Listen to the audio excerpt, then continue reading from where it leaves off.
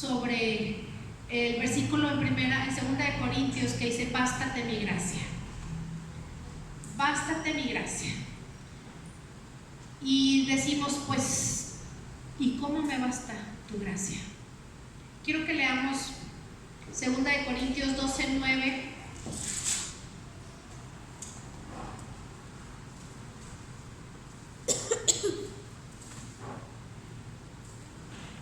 Segunda de Corintios 12:9. Se los voy a leer en la Nueva Versión Internacional porque lo habla en primera persona. Y dice: pero Él me dijo: te basta con mi gracia, pues mi poder se perfecciona en la debilidad. Por lo tanto, gustosamente haré más bien alarde de mis debilidades, para que permanezca sobre mí el poder de Cristo. Amén. Amado Señor, ponemos este tiempo, esta palabra delante del trono de tu gracia, Señor, pidiéndote que pueda ser una realidad en nuestra mente y que podamos adoptarla en nuestro corazón para que podamos llevarla a la acción. Señor, que tu Santo Espíritu el día de hoy nos capacite, nos enseñe y nos dé la fortaleza para seguir adelante. En el nombre poderoso de tu Hijo amado Cristo Jesús. Amén. Y yo pensaba en esta porción de la Escritura: bástate mi gracia, porque mi poder se perfecciona en tu debilidad. En este mundo, amados, nos enseñan a que tenemos que ser fuertes. Y tienes que ser fuerte. Y por ejemplo, los niños: no lloren, cállese, porque es hombre, ¿sí? Y las niñas, pues sí podemos llorar, pero tenemos que ser fuertes. Y no importa cuánta cosa nos pase, tenemos que ser fuertes. Y te dicen: para eso eres mujer, aguantas tener un hijo, pues eres bien fuerte, ¿no? Pero no se trata de ser fuertes. No se trata que yo tenga que ser fuerte.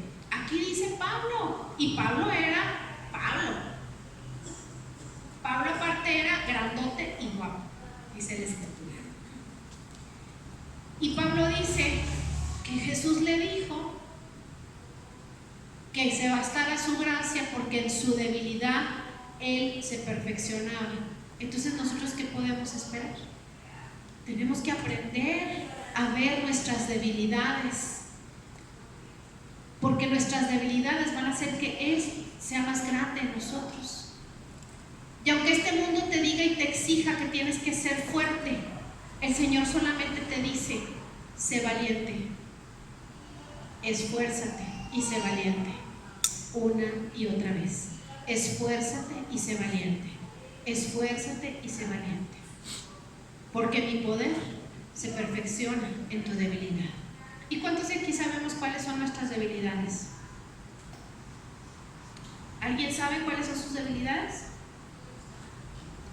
¿No? ¿Sí? Qué bueno que sepamos cuáles son nuestras debilidades. Y los que no sabemos cuáles son nuestras debilidades, hay que preguntarle al Espíritu Santo que nos diga cuáles son nuestras debilidades, porque ahí, amados, es donde Dios se va a perfeccionar. Sé que puedo resistir al día malo, pero dice: no seas fuerte al día malo, resiste nada más. Y también nos dice: huye del pecado. No dice: ve y ponte a las patadas con el pecado, porque que sepa de lo que estás hecho. ¿Verdad que no? Dice: resiste, huye del pecado, esfuérzate. O sea, persevera, sé disciplinado. Pero no dice: ve y ponte a las patadas, envalentónate y dile de qué estás hecho. No. En Él y para Él es que nosotros podemos enfrentar la vida. En Él y para Él es que nosotros tenemos fortaleza. Nuestra fortaleza, nuestra fuerza proviene de Cristo. Y pueden pasar muchísimas cosas a nuestro alrededor y en nuestra vida. Y habrá quien te diga: es que tienes que ser fuerte, ¿eh? Pues no, no dice que tengo que ser fuerte. Dice que en mi debilidad se va a perfeccionar el Todopoderoso. Entonces, ¿qué tiene que sea débil? Que sea débil no significa que me voy a tirar al piso y no me voy a levantar. Que sea débil es que yo me dé cuenta que es ese aguijón, eso que me hace estar centrada. Pablo dijo muchas veces que este cuerpo era el que lo hacía no avanzar, pero ahí vivía en ese cuerpo. Era más espiritual que carnal, sí, pero estaba en ese cuerpo, y ese cuerpo lo hacía caer en tentación, o lo podía hacer enojarse, y por eso escribió casi todo el Nuevo Testamento, porque fue muy probado, porque cada una de sus situaciones las reflejó delante de Dios y dijo: ¿qué puedo hacer con esto? Él iba a la presencia de Dios, y por eso se puede jactar que diga: Él me dijo, bástate mi gracia. El mismo Jesucristo le dijo: bástate mi gracia. ¿Y nosotros qué hacemos, amados, cuando tenemos una aflicción? Todos, porque yo también me tiro al piso, yo también lloro, yo también me desespero, yo también me enojo. ¿Qué hacemos? Nos soportamos hasta que ya nuestro costalito se llena de piedritas y explotamos, o cada vez que tengo una situación voy a la presencia de Dios. ¿Qué hacemos? Se trata de resistir, no de soportar. Pero si no tenemos el conocimiento de la palabra de Dios, que es el instructivo que Dios hizo para que cada uno de nosotros supiéramos cómo operar en esta vida, si no tengo claro el instructivo, ¿cómo voy a discernir entre lo que es santo y lo que es del mundo? ¿Sí me estoy explicando? Pablo dijo en 2 Corintios 12, del 7 al 10: para evitar que me volviera presumido por estas sublimes revelaciones. Aquí dice: y porque la grandeza de las revelaciones. Para evitar que me volviera presumido por estas sublimes revelaciones, una espina fue clavada en el cuerpo, es decir, un mensajero de Satanás para que me atormentara. El ser humano, por naturaleza, sabe un poquito y se siente súper. Sabe otro poquito más y se siente súper. Y así, consecutivamente. Pero nosotros tenemos que entender que todo el conocimiento que venga hacia nosotros viene de Él. Entonces no podemos jactarnos de que sé mucho, o de que puedo dejarlo, o que puedo hacerlo, o que puedo lograrlo, porque todo viene de Él. Porque la fuerza, la fortaleza, la entereza viene de Él. Y si yo me jacto, amados, ¿qué va a pasar? Me voy a caer. Y dice una canción de allá de los 80s, que no me la sé, nomás me sé ese pedacito porque lo agarraba uno como dicho. Y no me lo voy a saber, por eso se está riendo el pastor. Que si se cae de uno de la nube más alta está muy duro el trancazo, ¿cómo va? Algo así, ¿no? Y se cayó de la nube más alta o algo así. Los que estuvieron en los 80 sabrán de lo que les hablo, que no sé ni cómo se llama el artista, pero era algo así, que entre más alto estás y te caes, pues más duro es el trancazo, algo así. Porque dice Pablo: para evitar que me volviera presumido. Si yo tengo claro de dónde viene el conocimiento y la fortaleza, siempre voy a estar equilibrado. Porque, amado, siempre va a haber alguien que quiera venir a golpear, siempre. Si tú estás platicando con una persona, por más que tú quieras decirle algo y hacerle entender, va a sacar un argumento o un contraargumento. Entonces, cuando vayas a hablarle a una persona, primero dispone dispón tu corazón y dispón la situación a Dios para que tú puedas hablarle.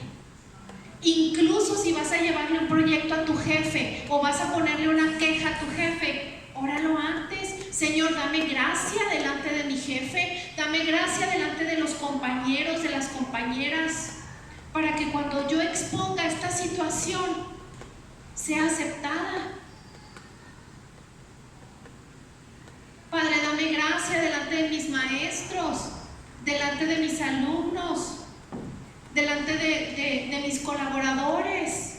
Dame gracia, dame tu gracia, para que yo pueda venir a traer estas situaciones y sean aceptadas. Obviamente, tiene que estar bien, ¿verdad? No vaya a ser una injusticia y estemos pidiéndole a Dios, Señor, ándale, porque esta me dijo y me hizo. Injusticias, pues no, solamente las cosas justas. Pero tenemos que pedirle al Señor que nos llene de su gracia para que podamos presentarlas. Y las puertas se abren. Y las puertas se abren realmente. Ya nos testificaba Olga, ¿verdad?, de lo que ella pasó esta semana en ayuno y en oración. Las puertas se abren, hermanos. Somos sus hijos. Nosotros como padres, ¿qué queremos para nuestros hijos? No quisiéramos que se resbalaran, ni siquiera se rasparan las rodillas. No lo quisiéramos. Quisiéramos, Señor, yo me raspo, pero que Él pase así. ¡Shum! No queremos que les duela, no queremos que se lastimen. ¿Y qué nos dice la Escritura? Que si nosotros, siendo como somos, procuramos cosas buenas para nuestros hijos, pues no sé, que nos hizo. Y continuó. 3 veces le rogué al Señor que me la quitara, pero Él me dijo, te basta con mi gracia, pues mi poder se perfecciona en la debilidad.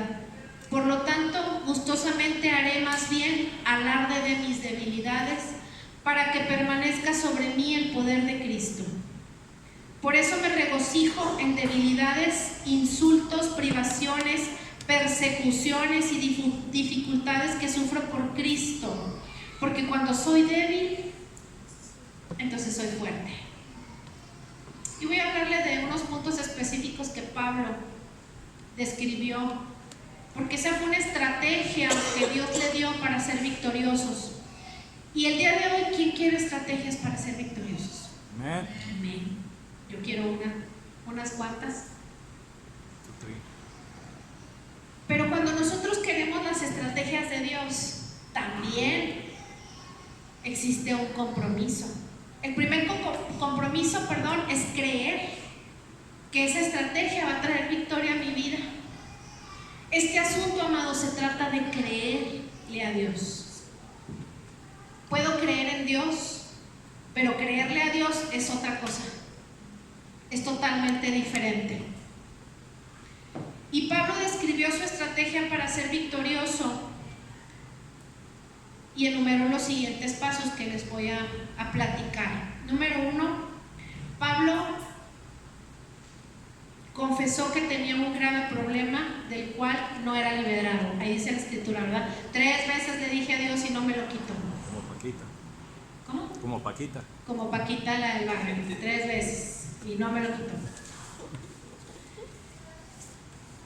Creía que Dios lo había permitido para que no se envaneciese o se exaltara demasiado. Ahí también lo dijo. ¿Y qué quiere decir esto? Que la debilidad que nosotros tengamos nos va a servir para darnos cuenta que somos en sus manos poderosos, que gracias a Jesucristo tenemos autoridad y podemos ejercer el poder de Dios, no el de nosotros, porque nuestro poder es limitado.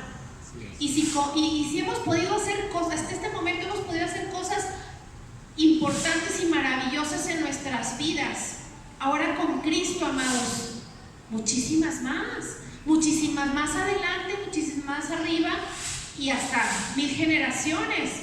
Pero tenemos que darnos cuenta que somos limitados, que tenemos debilidades y que esas debilidades, si si las entendemos como fortalezas, nos van a llevar al siguiente nivel. Y el siguiente nivel no es que vayamos subiendo escaleras y vayamos teniendo medallas. Los niveles que nosotros como hijos de Dios escalamos es en su presencia. Sí, porque dice la Escritura que se nos pondrá una corona con piedras preciosas. Entonces yo quiero muchas piedritas ahí, pero tengo que sujetarme. El otro día salió una noticia pues no sé dónde, pero la vi ahí en el Facebook, que decía que los normalistas hicieron un mitin ahí en la Plaza del Ángel, no sé, pero me llamó mucho la atención la pancarta que ellos llevaban. Eran unas pancartas enormes que bloqueaban toda la calle, unas mantas enormes, y decía algo así como que la sujeción, el sujetarte era oprimirte y la rebelión era la libertad. Algo así, no sé si alguien vio esa noticia, ¿no? Bueno, decía que la libertad era la rebelión, o sea que el ser rebelde era ser libre y que estar sujeto era estar oprimido. Y me dio mucha tristeza porque son jóvenes normalistas. Eso es lo que le van a enseñar a las generaciones que siguen. Y aunque suene muy romántico y suene muy empoderado o de causa, porque todos los seres humanos agarramos una causa, y que suene como una causa para que ellos estén en cierta posición, los maestros cumplen una de las más importantes tareas en nuestro país. Dios los ha levantado a cada uno de los maestros para formar un país, pero siempre va a haber un granito en el arroz que va a querer cambiar la mentalidad de cada uno de los maestros o de generaciones en los maestros. La libertad es aprender a sujetarse a las autoridades. ¿Qué pasa si nosotros no nos sujetamos a las autoridades? Pues esto va a ser un relajo. Hay líneas que tenemos que seguir. Y si los maestros no quieren sujetarse, yo no sé si sea injusto o injusto. A mí lo que me llamó la atención lo que vemos, ¿sí? Yo tengo muchas amigas maestras, yo he sido catedrático más de 10 años en mi vida. Lo que más respeto es la función magisterial, porque les vuelvo a decir, es quien forma un país. Y tú, Olga, lo sabes muy bien. Génesis también estudió eso. Pero ¿saben qué? Nosotros como hijos de Dios tenemos que permear en la mente de los muchachos, enseñarles la importancia a respetar las instituciones, y que la manera de manifestarnos tiene que ser diferente. No podemos bloquear, que eso lo hacen en el sur, lo hacen mucho en el sur, bloquear, dejar a los niños semanas y meses sin clases, y luego de repente quieren saturarlos con todo el material. Tenemos que orar, como hijos de Dios tenemos que orar por los maestros, porque yo no quiero como mamá que le digan a mi hijo, la rebelión es la libertad, y luego va a tener un chiquillo rebelde. ¿Sí me explico? Voy a compartirles algo. Cuando Pau estaba chiquita, la maestra del kinder les enseñó que los derechos de los niños, y ella llegó con un pergamino de los derechos de los niños, y yo me puse a ver esto y esto, y le escribió un recado a la maestra. Los derechos de los niños también tienen obligaciones y responsabilidades, ¿sí? Porque no solamente es tener derechos, y entendemos muy mal ese tipo de situaciones. Los derechos de los niños son después de las responsabilidades. El derecho mío es después de que cumplo con mis responsabilidades. ¿Sí me explico? Por ejemplo, ahora tienen el derecho a que los niños, el derecho a que los niños tengan una casa donde vivir digna y se les suplan todas las necesidades, es un derecho del niño y es una responsabilidad de los padres. ¿Sí me estoy entendiendo? No es un derecho de los padres adoptar un hijo, no, es una responsabilidad de nosotros como padres darles por lo menos lo básico. Es un derecho del niño tener padres, tener una familia, pero no es un derecho de los padres tener hijos. ¿Sí? Porque ahora con esto de la diversidad y todo, pues dicen que tienen derecho a tener hijos, pero si no es de manera natural, entonces ¿cómo? O sea, de manera natural papá y mamá. ¿Sí me estoy explicando? Entonces, a veces permitimos que ciertas situaciones externas, ciertas situaciones del mundo vengan y distorsionen el diseño que Dios tiene para nosotros. Por eso es importante saber que todo lo que nosotros sabemos está respaldado en la Escritura. Todo lo que nosotros entendemos como sabiduría viene de parte de Dios. Y jamás permite el Señor que nos exaltemos sobre eso. El que tiene que ser exaltado es Él. Pablo pidió varias veces que Dios lo librara, pero no tuvo éxito. La respuesta de Dios fue que su gracia era suficiente. Pablo aceptó la voluntad de Dios y se alegró en sus dificultades. Y llegó a la conclusión de que cuando él era débil, la fuerza divina se perfeccionaba en él. La palabra de Dios habla dos cosas que tenemos que tener muy en cuenta. Eric, ¿me pones Oseas 4:6, por favor? Y voy a leer nada más la primera parte de este versículo.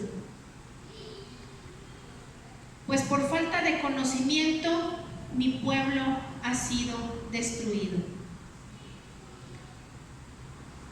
Nosotros vivimos en este mundo y Jesucristo dijo: Padre, no los saques de este mundo, sino que dale las herramientas poderosas, las herramientas necesarias para que ellos puedan resistir, para que ellos puedan salir adelante.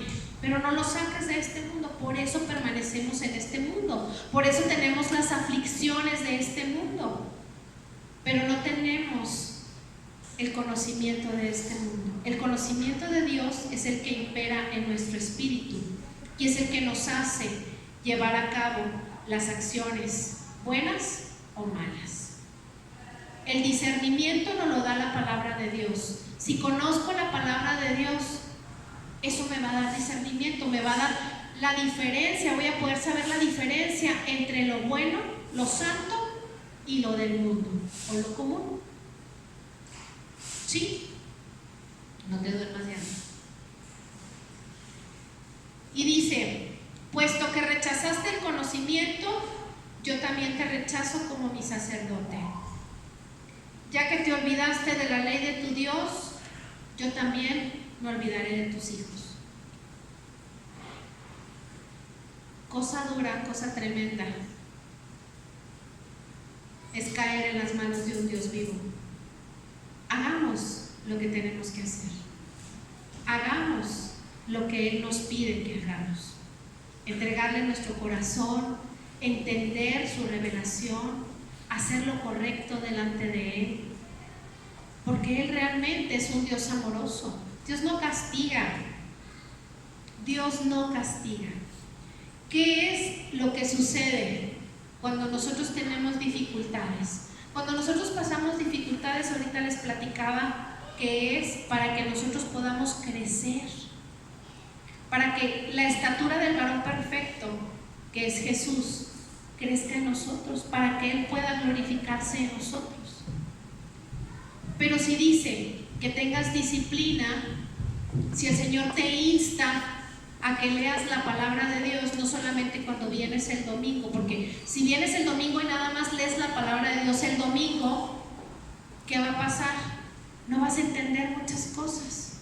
sino que puedes tomarte unos minutos diarios. Hay un chorro de aplicaciones de Biblias o de devocionales que te pueden ir llevando. Por ejemplo, hay devocionales en la Biblia, en la versión de la Biblia que casi todos la traemos, vienen devocionales sobre si mis hijos, si mi esposo, si mi esposa, si la fe, si la justicia.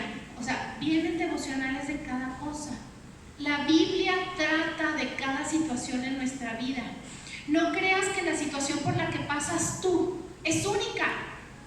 Si tú, cuando pases esa situación, te vas a topar con una mujer o un varón que pasó por lo mismo y te va a platicar y vas a decir, yo ya pasé por eso. Y sabes que en la escritura, en tal versículo, dice esto, agárralo como tu bandera. ¿Quién va a pasar más rápido? Lo que a ti te costó a lo mejor 1 año, 2 años, 5 años, 9 años, 3 meses, 3 semanas, a él le va a costar días. ¿Por qué? Porque tú ya recorriste el camino. Y lo que tú aprendiste, lo que tú recibiste, se lo vas a pasar. Por eso el conocimiento es de Dios y no es mío. Si yo me quedo con esa experiencia de vida, con ese conocimiento, me voy a envanecer, me voy a inflar y no voy a permitir que lo siguiente de Dios venga a mi vida, porque ya voy a estar inflada. ¿Sí me estoy explicando? Entonces, cada conocimiento que tú tienes, con cada experiencia que tú vives, traspásala, ayuda, genera, actívate, ten fe, cree, bendice para que la justicia de Dios venga a ti. Actívate. Nosotros en Pacto Vivo, todos los que estamos aquí, sabemos que lo que hemos recibido lo tenemos que dar de gracia. ¿Y qué está pasando? Dios está trayendo, Dios está depositando. Y eso es muy hermoso, muy hermoso. Porque cuando pensábamos que ya habíamos avanzado y que eso era lo mejor que teníamos, Dios dice, tengan, aquí les va más, aquí les va otra unción, aquí les va otra responsabilidad, muchachos. Ahora hay que empezar a orar por el país. Ahora hay que empezar a orar por los gobernantes. Ahora hay que empezar a orar por nuestros líderes. Porque Dios nos va dando más responsabilidades. Pero tenemos que vaciarnos. Que vas en el súper y te encuentras a alguien y la ves afligida, acércate y dile, ¿qué te pasa? Probablemente te diga que le importa, vieja chismosa. Pero mientras vas caminando a ella, dile, Señor, háblame. Porque si la pude ver en esa aflicción o lo pude ver en esa aflicción, es porque tú quieres que yo intervenga por ti. Hagámoslo y van a ver cómo su día va a estar lleno de bendiciones de Dios, lleno totalmente. Porque a veces vamos por la vida, amados, cargando nuestras aflicciones y no se las queremos soltar a Dios. No, estas son mías. Y el Señor, dámelas, son están muy pesadas. No, estas son mías. Hasta que se para enfrente y te dice, oye, ya, bástate mi gracia. No te dije que me dieras todo porque en la cruz del Calvario yo lo pagué. No te dije que llevaras mi yugo, que es fácil y ligero y que es amor. ¿Para qué andas cargando todo? De todas maneras me las vas a tener que entregar. Pues entreguémoselas una vez. Hagamos que nuestra vida sea más fácil. Amén. Primera de Corintios, capítulo 9, versículos 21 al 25 al 27, dice, se los va a leer en una versión internacional, Todos los deportistas se entrenan con mucha disciplina. ¿Y qué tiene eso que ver, pastora? Bueno, pues es que ellos lo hacen para obtener un premio que se echa a perder. Pero nosotros, en cambio, por uno que dura para siempre. Así que yo no corro como quien no tiene meta. No lucho como quien da golpes al aire. Más bien golpeo mi cuerpo y lo domino, no sea que después de haber predicado a otros yo mismo quede descalificado. El premio es una corona incorruptible. Se refiere a la victoria de la salvación. Es la valiosa meta de la vida cristiana. Y podemos preguntar, ¿pero cómo? ¿Cómo es eso? Pues renunciando a esas cosas o situaciones que creemos que tenemos derecho, pero que solo le dan derecho legal al enemigo. Yo ahorita les platicaba, les dio una semblanza de lo que pasaba, lo que pasó hace unos días aquí con los normalistas, ¿no? Que yo siempre he dicho que los maestros no tienen tiempo para hacer eso, entonces probablemente sean solamente grupos que se levantan para hacer eso. Realmente los maestros no tienen tiempo para hacer eso, están preocupados por sus alumnos y estemos orando por ellos. Pero hay, como dije ahorita, hay causas que se levantan en contra de los diseños de Dios. Como la palabra dice que la rebeldía pues es el diseño de Satanás, ¿no? La rebeldía no es la libertad. Sin embargo, los jóvenes que están pasando situaciones en sus casas y ven eso y ven porque es un grupo de normalistas, que es un grupo de maestros, y dicen, estos tienen razón, lo adoptan inmediatamente porque no tienen la capacidad del discernimiento para decir, esto no es verdad, esto no está bien, ¿sí? A veces creemos que los derechos de nosotros son más importantes que los demás. Por ahí circula una ley que dice que ya no vamos a poder matar toros. Qué bueno, a mí no me gustan las corridas de toros, se me hace una crueldad, pero se me hace más crueldad que esa ley haya pasado directamente y sí, las corridas de toros se quiten, pero se esté autorizando el aborto. O sea, está más feo matar un toro que asesinar a un bebé de 12 semanas. Eso está más feo, según la ley. ¿Y qué hacemos nosotros? ¿Nos esperamos a que se cumpla o nos damos cuenta cuando alguien manda un artículo al WhatsApp y queremos reaccionar todos? No, amados, tenemos que reaccionar en pro de lo que Dios está diciendo. Ellas están equivocadas, tampoco las vamos a juzgar. Ellas creen que tienen derecho sobre sus cuerpos. ¿Y ese bebé? ¿Dónde están los derechos del niño? ¿Sí? Se están matando pastores, evangelistas, profetas, directores de empresas, revolucionarios, científicos, hombres, mujeres, niños. Todos nosotros pudimos haber sido abortados y estamos aquí. Pudo haber sido un aborto espontáneo o pudo haber sido un aborto ilegal. El asunto es que Dios dice en Éxodo, no matarás. Éxodo 20:13 dice, no matarás. No es una sugerencia, es una ley. Y Jesucristo en Mateo 5 del 21 al 22 dice, ustedes han oído que se les dijo a sus antepasados, no mates. O sea, Jesús está diciendo, ustedes oyeron en el Antiguo Testamento, pacto vivo, que les dijimos, no mates. Pero yo les digo ahora que todo el que mate quedará sujeto al juicio del tribunal. Y todo el que se enoje contra su hermano queda sujeto al juicio del tribunal. Es más, cualquiera que insulte a su hermano quedará sujeto al juicio del consejo. Y cualquiera que lo maldiga quedará sujeto al fuego del infierno. Eso nos predicaba Pau el miércoles. El estándar de Jesús es santo, pero seguimos el estándar del mundo. Es que pobrecitas, fueron violadas. Yo no estoy diciendo que sea una cosa tremenda la que pasa a una mujer cuando es abusada.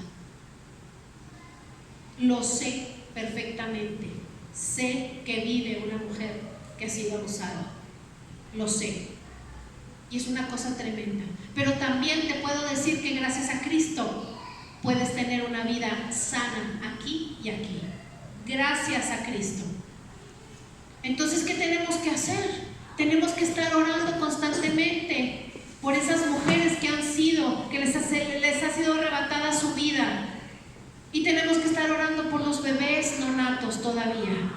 Y tenemos que estar orando porque en las escuelas se impregne el diseño de Dios, no el diseño del mundo. No vamos a ponernos a señalar si es la cuarta, la quinta, la sexta transformación. No nos importa eso. Nosotros somos luz para poder llevar luz a nuestras empresas, a nuestras casas, a nuestras escuelas. Para eso somos luz. Y el diseño de Dios está establecido en cada uno de los seres humanos. Lo único que hay que hacer es despertarlo y vivir conforme a los diseños de Dios, no vivir conforme a los diseños del mundo, porque los diseños del mundo nos van a traer dolor tarde o temprano. Tarde o temprano. Primera de Juan 3:15 dice: todo el que odia a su hermano es un asesino, y ustedes saben que ningún asesino permanece en la vida eterna. El otro día mi hermano me decía: es que pasas demasiadas horas en la iglesia, y si alguien te habla, te vas y ya, quién sabe a dónde te fuiste, y ya no regresas dentro de una hora, porque compartimos un local comercial. Y me decía: ¿y eso qué te deja? Y le digo yo: no sabes la satisfacción que yo siento cuando veo una vida transformada, cuando veo una vida restaurada, cuando una palabra que Dios me da para esa persona hace que su vida tenga otro sentido. Y él me decía: ¿y qué ganas? Pues abono a mi vida eterna. O sea, Dios me dice en su palabra que si yo lo tengo en mi vida, pues tengo que dar ese amor, tengo que dar eso que Él hizo en mi vida en un momento. Y me dijo: ¿y la vida eterna existe? ¿Y realmente Dios existe? Y le dije: pues sí existe. Ay, no, me dijo, pero eso ya, para eso falta mucho. Y yo, mientras él estaba hablando y diciéndole, decía al Padre: dime qué digo, porque no quiero que mi boca lo haga tropezar aún más. No quiero que lo que yo le vaya a decir lo haga caer aún más profundo. Y le dije: mira, si Dios no existe y si la Biblia es una mentira, yo soy mejor persona. Yo voy a ser mejor persona porque estoy haciendo algo que está aquí, y eso me lleva a ser mejor persona. Pero si no lo hago y si existe, ¿a dónde me voy a ir? ¿Sí? Si Dios no existe, como mucha gente dice que no existe, y sigo portándome como todo mundo se porta, ¿a dónde me voy a ir? ¿O qué voy a hacer de mí?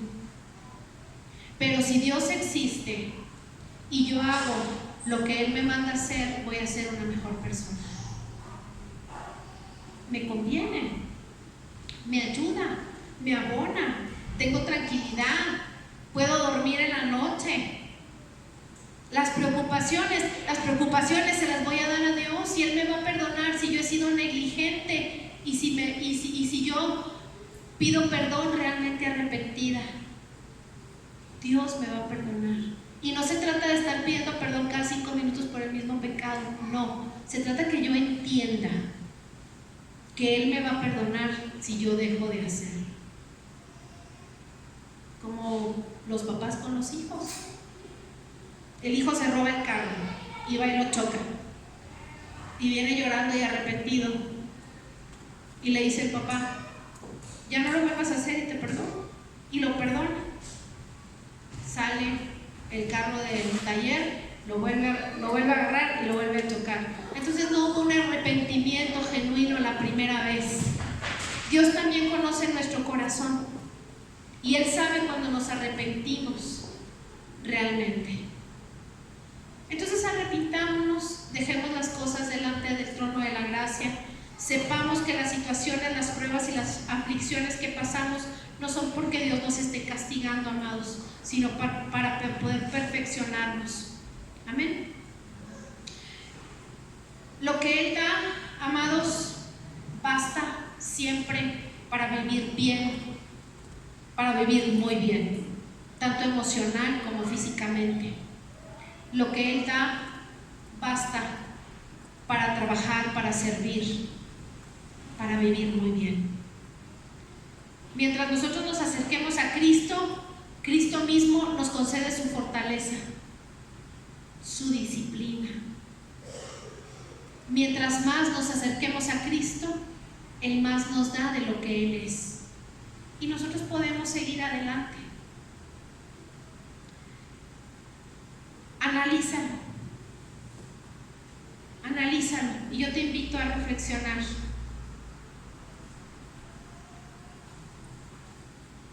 La gente dice que Dios está en todo lugar, pero la Escritura dice que Dios no convive con las tinieblas. Si hay tinieblas en tu casa, en tu vida, en tu corazón, Dios no va a estar ahí, amados. Dios es bueno, pero es Dios. Dios es bueno, pero es Dios. Es soberano, es todopoderoso. Si yo tengo un pie en el mundo, como decimos, ¿no? Si yo tengo un pie en Egipto y el otro en la iglesia, pues tú mídele, ¿dónde está Dios? Si no está operando en su totalidad en tu vida, es porque hay algo que tú estás amando más. Dice la Escritura, el mundo amó más las tinieblas que la luz, y Dios no convive con las tinieblas. Las tinieblas huyen con la luz de Dios. Y si tú eres la luz de Dios, la luz de Cristo, las tinieblas van a huir. Y también te podrás preguntar, bueno, pues las tinieblas, ¿qué me van a venir a hacer? Bueno, pues te estorban en tus finanzas, te estorban en tu vida, estorban en tu matrimonio, estorban en la crianza de tus hijos. Estorban porque, dice la Escritura, que Satanás viene a robar, a matar, a destruir lo que Dios ha creado. Porque está enojado, porque fue echado del cielo. Fue echado del cielo y tú y yo hemos sido creados a imagen de semejanza de Dios. Entonces, si Dios está en el trono de la gracia, tú fuiste creado como ellos, a imagen y semejanza del Dios Padre, Dios Hijo y Dios Espíritu Santo, y Satanás fue arrojado, pues entonces va a querer destruirte, estés o no estés con Cristo. Pero mejor es estar con Cristo para que podamos tener armas poderosas para poder soportar al día malo. Yo te pido que ahí en tu lugar empieces a pedirle a Dios que el Santo Espíritu de Dios te diga cuáles son tus debilidades.